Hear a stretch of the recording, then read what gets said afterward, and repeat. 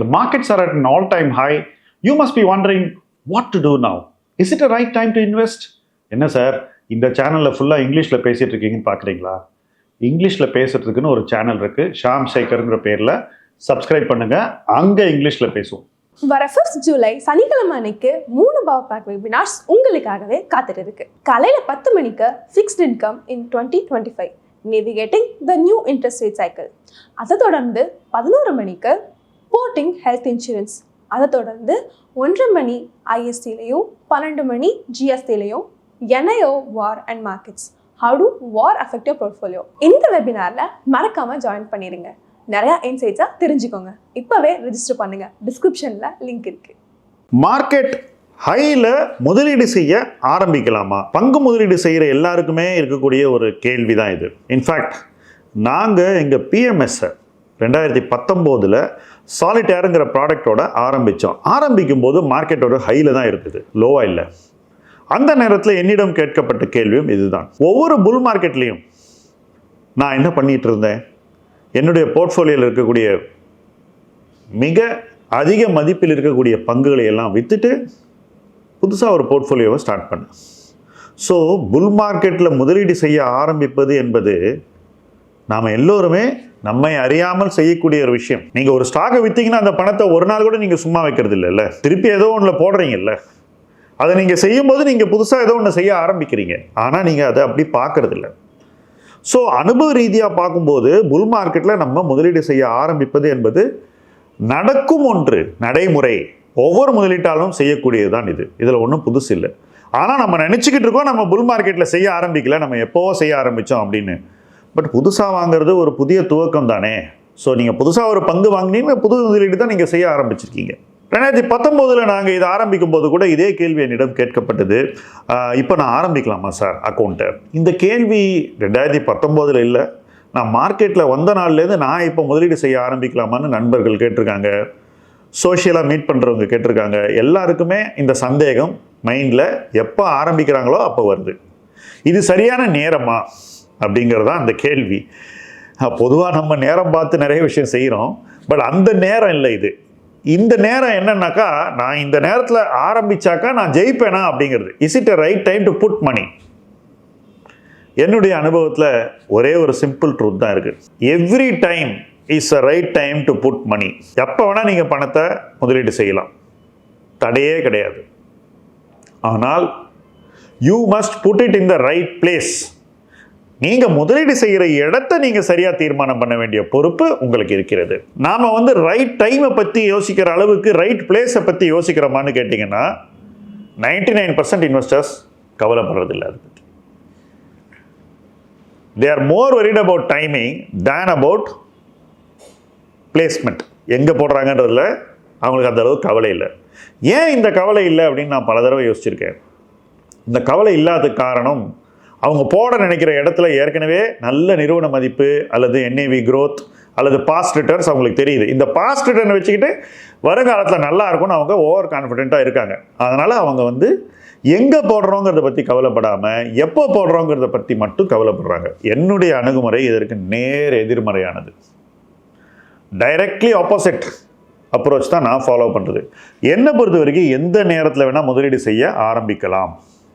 நான் எல்லா நேரத்துலையும் முதலீடு செய்ய ஆரம்பிச்சிருக்கேன். ஆனால் எங்கே முதலீடு செய்கிறோங்கிறதுல நம்ம ரொம்ப கராராக இருக்கணும். Must be very tight. ஏற்கனவே பர்ஃபார்ம் பண்ண இடத்துல கொண்டு போய் மேலே பணத்தை கொட்டுறதை தவிர்க்கணும்.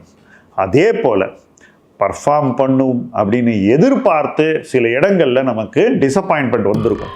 அந்த இடத்துலையும் கண்மூடித்தனமாக போய் இன்வெஸ்ட் பண்ணக்கூடாது. ஏறிட்டு இறங்கக்கூடிய ஸ்டாக்ஸில் அவசரப்பட்டு அந்த இடத்துல போய் பணத்தை போடக்கூடாது. ஒரு புதிய துவக்கத்தை புதிய துவக்கமாகவே மனதில் பாவித்து அந்த மைண்ட் செட்டோட தான் நம்ம இன்வெஸ்ட் பண்ணணும். இப்போ இன்னைக்கு பணம் வந்தால் நான் என்ன பண்ணுவேன்? ஃபஸ்ட்டு ஏற்கனவே பர்ஃபார்ம் பண்ண பங்குகளையோ அல்லது ஏற்கனவே நிறுவன மதிப்பு கூடிய டீம்ஸ்லையோ நான் சேஸ் பண்ணி இன்வெஸ்ட் பண்ண மாட்டேன்.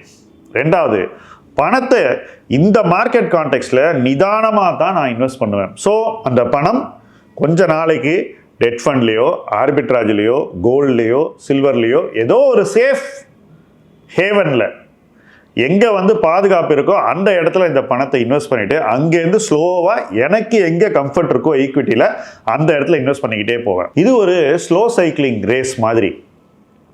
யார் வந்து கடைசியாக வராங்களோ அவங்க தான் வின்னர்.